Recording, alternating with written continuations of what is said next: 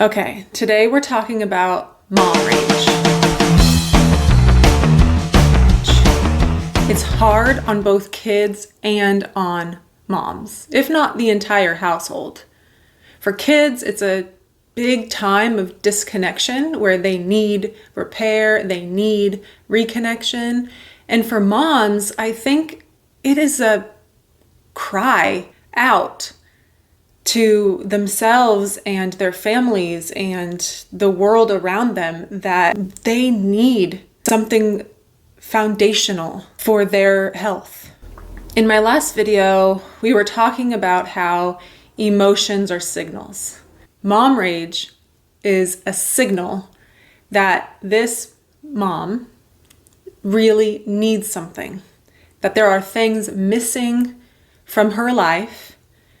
I believe both personally to her and also systemically that she needs. Maybe she knows, or maybe she's completely unaware. And I'm speaking from my own experience. I am a mom who experiences mom rage too. So many of us do. I don't think all moms do, but I think a good majority of us do from time to time. And there are many reasons why. In today's video, we're going to talk about the 4 components that create mom rage. The second part is all about, okay, what do we do before, during, and after? Before, so that we can maybe minimize the rage from even boiling up to begin with. During, like, oops, it's happening. What do I do to move through this? And then after, to give you and your kid a sense of relief and reconnection. Hi, my name is Melissa. I am a former therapist, a current stay-at-home mom. I'm passionate about attachment and its connection to mental health, parenting, spirituality, and slow living. If you're into any of that, please like and subscribe. I have so many more videos coming. To me, as the world rapidly changes to more and more artificial living, what we need more now than ever is high quality, meaningful relationships. And that starts with attachment. So I hope you stick around and you subscribe to learn more and be the cycle breaker with the rest of us. I know this rage all too well. I actually just experienced some of this mom rage just yesterday, so it's pretty fresh for me. It all started for me very shortly postpartum. Shortly after giving birth to my daughter, the mixture of the hormone crash with being in a lot of pain because of challenges with breastfeeding, I started to feel rage when, like, for example, someone would wake my daughter up and I would be feeling kind of dread about breastfeeding and then shame that I was feeling that dread. And I just didn't want the baby to be woken up because then I would have to breastfeed and I was in so much pain. It was excruciating and it was a lot. And so the rage started then, shortly postpartum. And if I'm being honest, it hasn't really gone away. It's just transformed. It's transformed as hormones continue to shift and change, and as you mature into your motherhood, and then as your child grows and they change and they go from being an infant to now a toddler trying to express their autonomy and having tantrums. It's a whole new ball game. The rage comes up for me in times when, like, I'm feeling tired or my focus is on something else and my daughter just refuses to get her diaper changed and she's trying to roll and kick out of it and pull her diaper off. The rage will boil up. Another big trigger for me is like cooking dinner because there's so much happening all at once. It's like the food is being neglected and burning while I'm trying to tend to my daughter. She wants to be held, but I can't physically, stir the food while she's on my hip. And then, I'm, energetically and mentally upset because the counter is all crowded and I don't have room to chop the vegetables. And then I step on some food that fell on the ground and it's just too much. And the rage just explodes. So I know this very well. So if you're experiencing this, you're not alone. There are things that we can do. But I do want to say that there are some things that we can't do overnight. But I hope that we talk about this and we continue to talk about it so that we can make some systemic changes. So let's get into the 4 components that make up mom rage. The first component I alluded to just a moment ago, which is just when things are just too much. We're overstimulated, we're overwhelmed, things are moving too fast at a pace we can't keep up with. Our bodies and our brains are saying, I'm flooded. I'm flooded with cortisol. I'm now in like fight, flight. I'm in a stress response because this is more stimulation than one human is like meant to take on, especially if it's just 1 or maybe 2 adults who are trying to, do it all. We are not biologically designed to be that stimulated and to be that alone with it.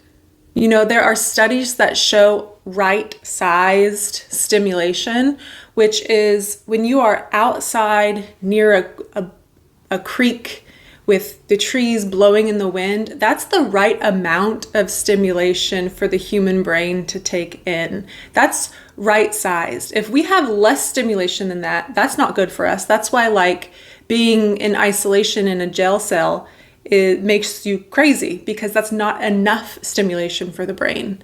And then if you go all the way over to the other side of the spectrum, that also feels like torture when you have too much stimulation. So there's a middle way that's more like just being out in nature with the birds and the creek, that sort of thing. Maybe the ocean waves. It's like there's a right amount of stimulation that our bodies and brains need. And sometimes it's just too much. So you mix that with the second thing, which I also sort of alluded to, which is that oftentimes we're all alone.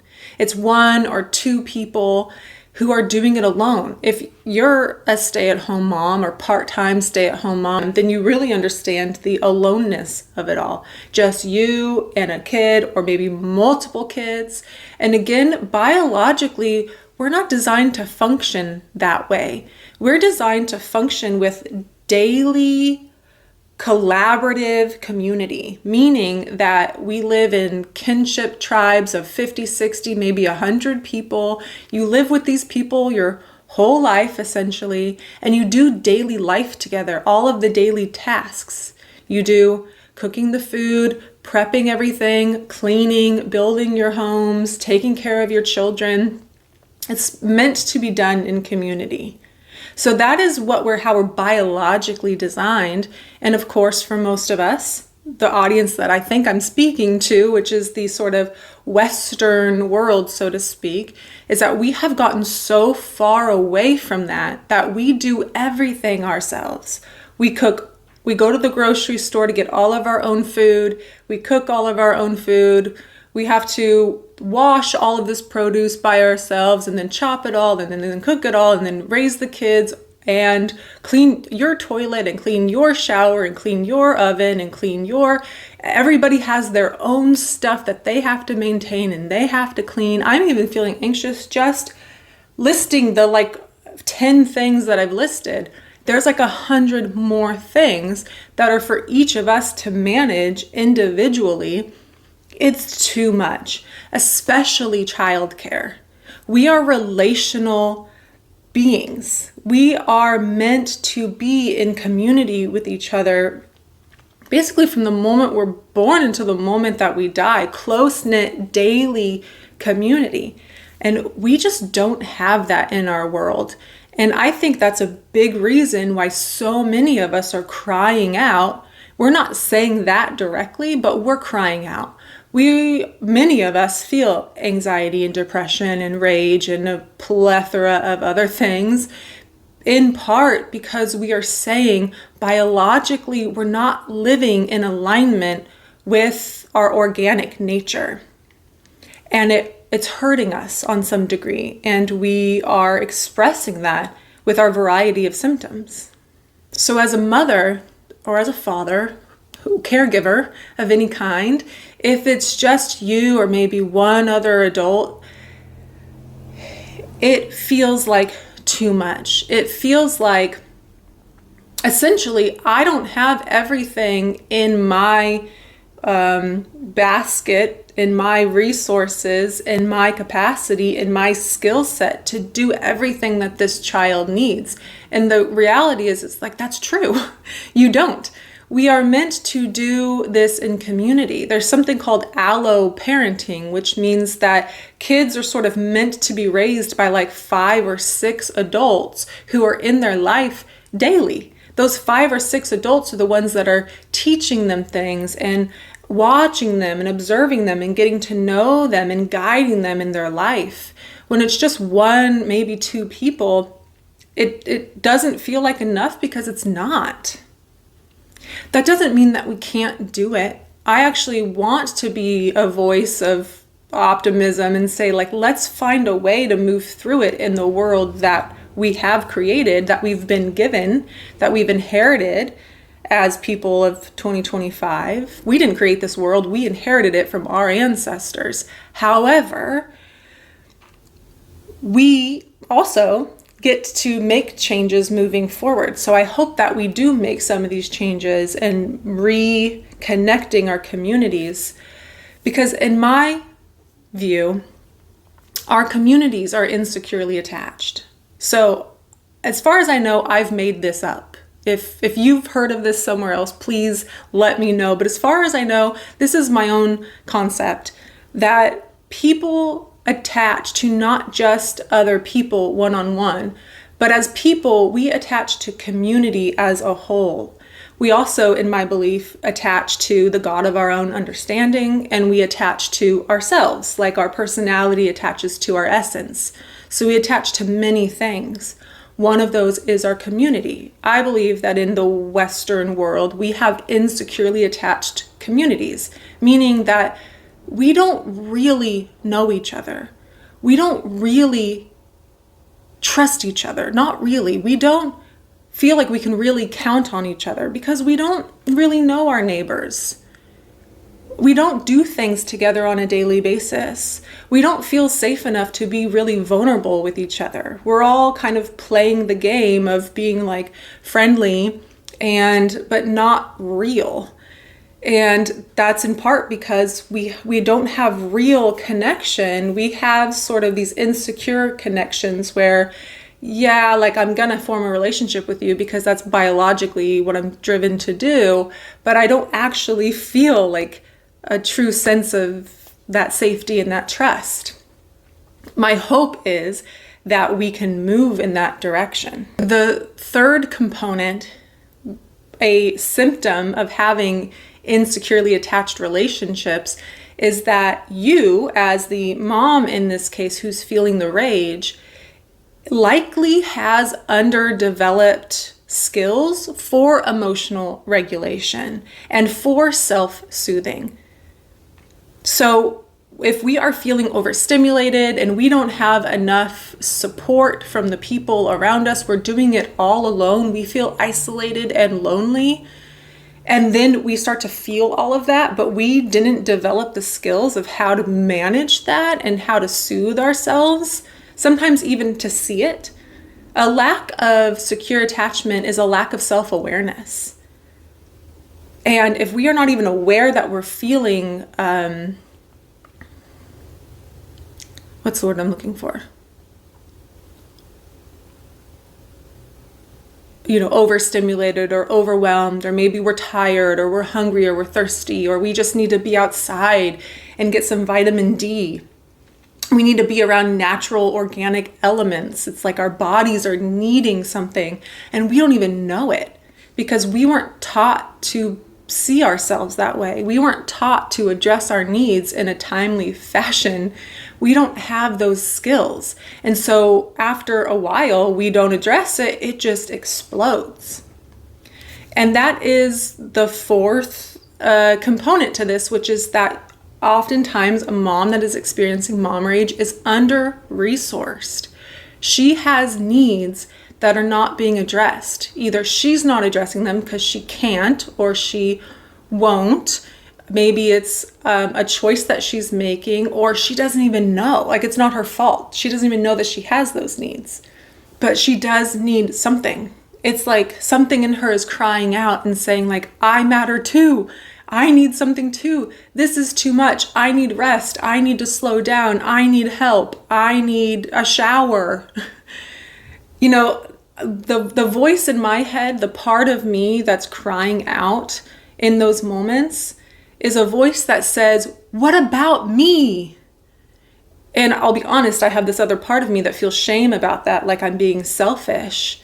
But at the same time, another part of me is like, no, I have deep compassion for this probably like little girl inside of me that is like, what about me? I have needs too. I matter too. You know, we are taking care of, you know, in this case, if I'm making dinner and my kid is crying, it's like I'm taking care of the family by making dinner. I'm taking care of my kid by holding her even though I need both of my hands, or I put her down to use my hands and maybe she's still upset and I have to just hold space for that and hear the crying, and that's triggering, you know, my cortisol levels have increased, and then I step on some food that fell on the ground and it's just too much.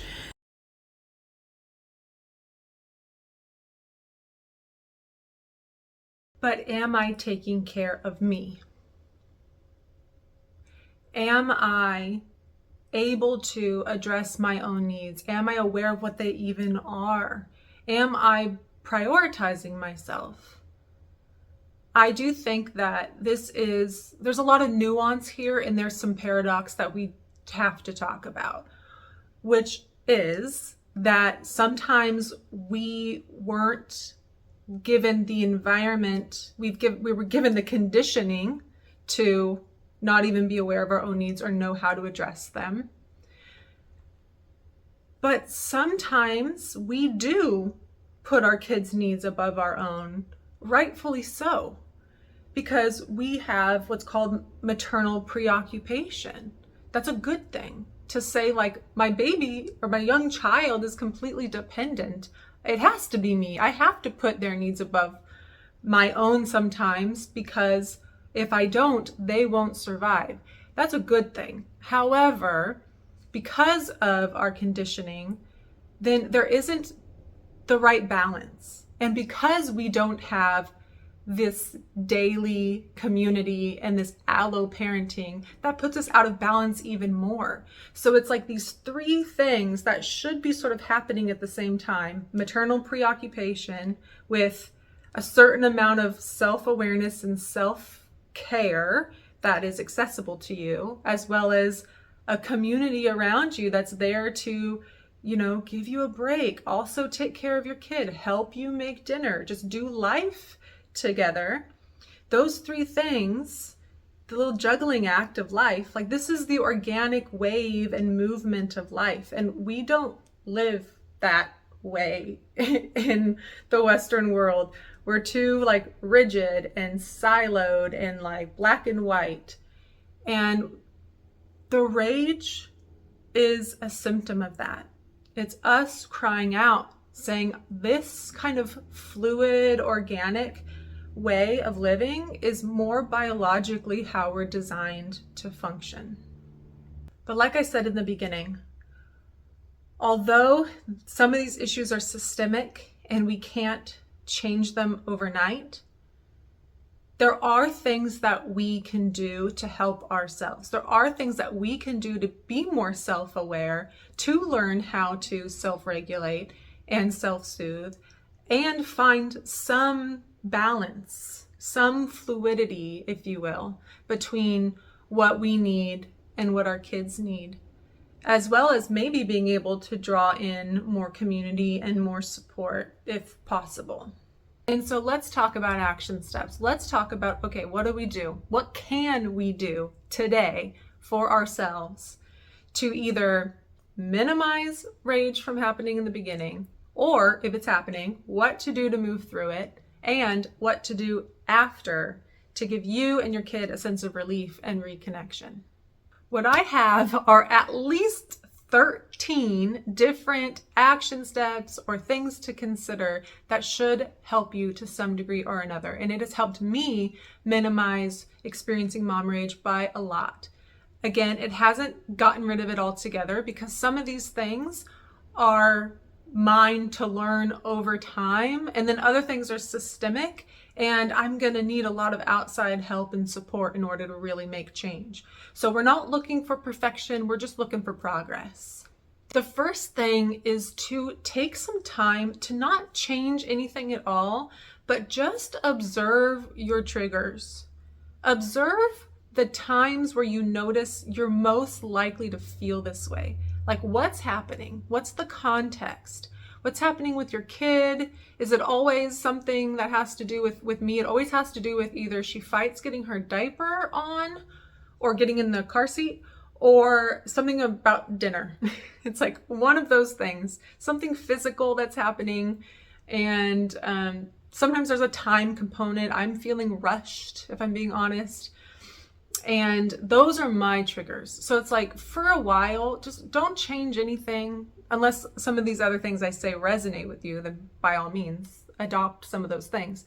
But like, no pressure. Just take some time to observe when and why maybe you get triggered. That information is really going to help you move forward to figure out how you can make some changes for yourself and maybe what it is that you need. So the second thing is asking yourself, am I resourced? Doing this before triggers happen, if possible, but maybe while it's occurring. Am I resourced? What are some of my needs? Can I meet them? Some of the, like my list of like resources that I often need, I have to check in with myself, like, am I taking care of this? A big one for me is like, am I getting enough time outside? Am I getting enough time with just fresh air, with some sunlight? I've noticed a big shift in me. If I just am out seeing the sun, not inside my little cave of my house, but actually outside, I feel more energy. I feel more human. It's a big thing that I think we all need. Our kids do too. So if your kid is like kind of distressed or all over the place, or they're not listening, just like sometimes just getting outside is the answer. Of course, like food and water.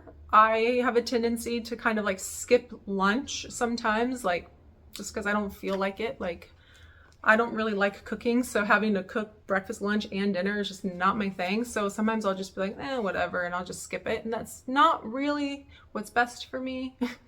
Sometimes I just need alone time to be with my own thoughts, to like commune with myself and commune with God and nature. Sometimes I need a creative outlet. That's honestly the main reason why I started this channel, is because like I noticed myself getting more frustrated and having all this creative energy to do things about things that I'm passionate about. Attachment, I'm passionate about it enough to stay home with my kid and prioritize her, but I also have my own, my own thoughts and my own creative energy and creative juices that I want to funnel into this project. And that's a need of mine. And I noticed I wasn't taking care of it, and I really needed to. So that's just some examples of the things that I need to feel resourced. And so I encourage you to make your own list. Am I resourced? What do I need to feel sustained? Another big trigger for me is doing too much, multitasking, essentially.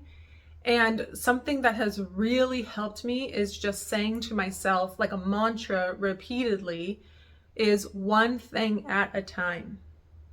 One thing at a time. It has helped so much to minimize my capacity to start to feel the flooded, overwhelmed feeling. That's not anything my kid is doing. That's just something that like I do, either my own nature or the way that I was nurtured is just to like keep going and multitask. And it's not the vibe. Along with that is also to let my kid go slowly. So sometimes I can feel the rage kind of bubble up If she's taking too long to do something, I'm trying to go a little faster. The reality is that children go slowly for a reason, and they need to go slowly. It's the way that they learn and they process. And the reality is that they're closer to our true nature than we are. We've often been conditioned to move too fast. And so if we say it's actually really natural for them to take 10 minutes to put on their shoes, I need to slow down, I need to prioritize this and just let her go slowly, then it takes a little bit of the pressure that I'm feeling to move faster off. Another thing that's really helped me with this is to, instead of look at what she's doing, to actually look at her. This is like such a sweet thing. And I really love it. Like, for example, she likes to try to put the key in the lock to like unlock the door. And I know she can't physically do it, but I let her try. And if I just watch her put the key in the lock and then miss it over and over and over again, I start to feel frustrated. But if I, instead of looking at the key in the lock, I look at her eyes and I look at the little squinty expressions that she's making as she's trying to figure it out. And I just pay attention to not what's not happening and how slowly it's going, but I just pay attention to the fact that she's having her own little experience and she's learning something, and like, how miraculous and beautiful is that? Then it completely changes the kind of the level of cortisol that starts to rise. Along those lines is that oftentimes what a kid needs is to have life be playful. Kids need life to be kind of slow and playful. And so if we're kind of rushing them and just telling them what to do all the time, they're going to resist us. And so what I try to do, I don't always do it successfully, but what I try to do is, like, for example, with changing her diaper, is like make a game out of it somehow. So if she is more playful, then she's probably more cooperative. And then I can feel the same way. I can feel more playful and at ease and cooperative with her, and I'm less likely to get triggered. The next thing is to let her emote. So sometimes I feel triggered because my cortisol will start to rise just with her crying, or like I said, kind of fighting, the experience. Like, for example, like getting in the car seat. It's like, I know she's tired and so she doesn't want to get in the car seat, but like, we just need to drive home and then I can lay her down and she can take her nap. And if I just say, like, her emotion is a signal, there's nothing wrong with her crying, she's letting me know she's tired, and I say, I want to be a safe place for her to express herself and for her to emote that this is healthy and this is a good thing, then I can give her the space to do that. I don't have to tell her stop crying or internally be like, this is too much, she's crying. I can be like, no, I'm going to let this happen. There's less resistance inside of my body that then would bubble up and turn into rage. And for me, this is attached to the next thing, which is like really like noticing if my own like kind of shameful self-talk around this. Because oftentimes if I'm triggered because she's upset about something like getting in her car seat or something, I have a part of me, a shameful self-talk part of me that says, like, I could have done something differently and I should have done something differently to prevent her feeling this way. That is a huge trigger for me to start to feel the rage. So if I just notice that shameful voice and then find a different part of me that has compassion to say to it, like, you know what, there's nothing you could have done to prevent this, or it's okay, you're a good mom and she's a good kid, just like what Dr. Becky Kennedy talks about, is like, we're all good inside, then it helps to just like kind of tame that shameful voice, and then we can move on without the rage bubbling up. letting her emote also brings me to what she needs, like I talked about in the last video.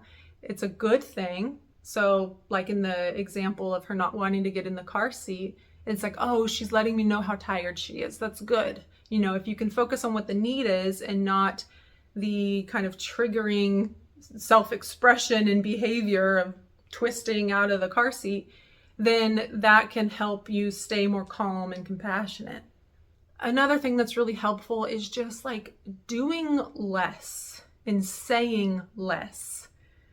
Whether it's doing less by doing one thing at a time, like I described before, or even just like with your kid, when you are talking with your kid and interacting with them, if it's something like let's say it's the dinner situation, if that resonates with you, in that case, if she's saying like, you know, oh mom, you know, I want you to pick me up, and instead of just saying like all the reasons why I can't and like hold on a minute and like explaining myself, just if I say less and do less, just say one thing like I'll wash my hands and then pick you up, and then just don't say anything. Even if she keeps crying, just less is more. It calms your nervous system and it does the same for them. Okay, so here's another one. You're already feeling the rage. At this point, we probably need to do something physical. Rage needs to be expressed through the body, and the shadow side of that is violence. But if we can build the skill to express our emotions physically without harming ourselves or the people around us or like physical objects, then that is a good use of that energy. So one example is like grabbing a kitchen towel and just like wringing the kitchen towel in your hands. Nobody's getting hurt, and you're able to move that energy through your body. Another example is like you can do jumping jacks or like push-ups against the wall. And you could also do that with your kid. If they're feeling angry, be like, okay, come on, make a game out of it. Okay, come on, let's see how many push-ups we can do against the wall. It's just something to use your body, use your energy, and also kind of shift the focus. I mentioned before going outside. That's a big one. Sometimes we can't do anything. We can't change our thoughts in the moment. All we need to do is just ground. So it's like go outside or just go in the other room. Honestly, doing that physical stuff is a way of grounding. That's why it's so important. It's like just do whatever you need to do to ground in a way that makes you feel more connected and doesn't harm anybody or anything. If you do something that is aggressive, we've been there, you're not alone. That is our chance for repair. I'm not saying physical abuse, like that's never okay, and hitting and spanking your children is never okay. But I mean, like, if you just were like, oh, or you stomped your foot, or you like, were just like, there was an aggressive energy that maybe was scary for your child. I feel like most of us have done that. And it is scary. And I think that that's why the repair is so important, is like once you do ground and you move through it and you feel more calm, that going back to your kid and saying like, I'm really sorry that I like lost my temper there. And I don't know if that was scary for you, but I'm really sorry if it was. And mommy's doing her best to like work on that and to do better for you in the future. It's like coming back and saying like, I saw that, I know that had an impact on you. It had an impact on me too. I felt the rupture and the disconnection in our relationship, and it's important to me that we come back together.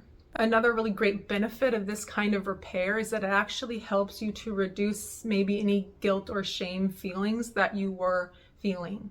Because shame only lives in isolation. If you acknowledge it and say like, I did do something that I regret doing, I should have interacted and related to you differently, and I'm sorry. That just naming it is actually the thing that helps shame dissolve. If we don't name it, then it only just festers, and it helps build that sense of trust with your kid. So hopefully they can securely attach to you, or stay securely attached if they already are. And the last tip that I have about this is to see if you can hold a sense of like confidence in the choices that you're making. For the example of like putting my kid in the car seat, even though I know she's tired, it's like, I know that I'm doing this for her good and it's not going to be very long, and I'm going to repair with her as soon as I possibly can. I'm holding all of that inside my body. And by having that kind of confidence, then I'm able to move through it with a little bit more regulation. I guess lastly, I'll add on to that a little bit, which is like when we are finding the need and we're looking for the need, to just see if you can also hold with you that the definition of attachment is proximity, like a seeking for and maintaining proximity.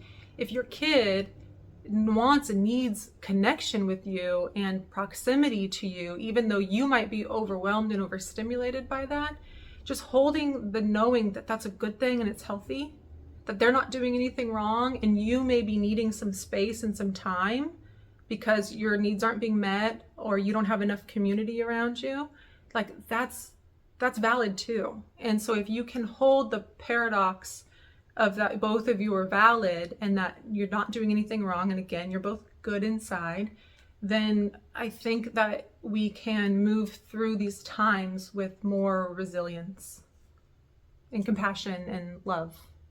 Okay, I think we'll wrap it up there. That is everything that we can consider and think about for now regarding mom rage. Again, I'm with you.